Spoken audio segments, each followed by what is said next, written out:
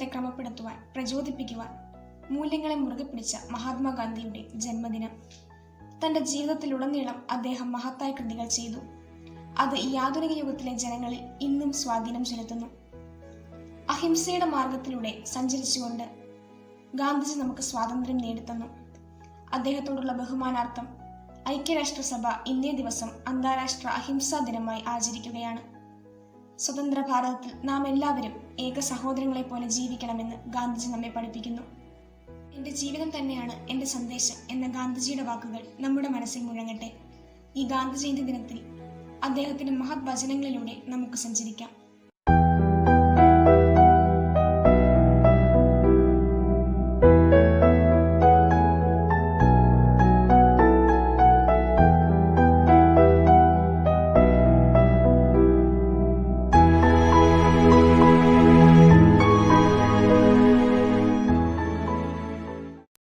നിങ്ങൾ മനുഷ്യരായതുകൊണ്ട് മാത്രം വലിയവനാകുന്നില്ല, മനുഷ്യത്വമുള്ളവനാകുമ്പോഴാണ് വലിയവനാകുന്നത്. മഹാത്മാഗാന്ധി. ഓരോ വീടും ഓരോ വിദ്യാലയമാണ്, മാതാപിതാക്കൾ അധ്യാപകരും. മഹാത്മാഗാന്ധി. ഞാനൊരു പടയാളിയാണ്, സമാധാനത്തിൻ്റെ പടയാളി. മഹാത്മാഗാന്ധി. സമാധാനത്തിലേക്ക് പാതയില്ല, സമാധാനമാണ് പാത. മഹാത്മാഗാന്ധി.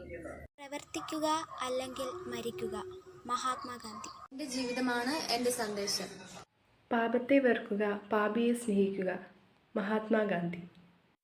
ലോകത്തിൻ്റെ വെളിച്ചമാണ് പുസ്തകങ്ങൾ. മഹാത്മാഗാന്ധി.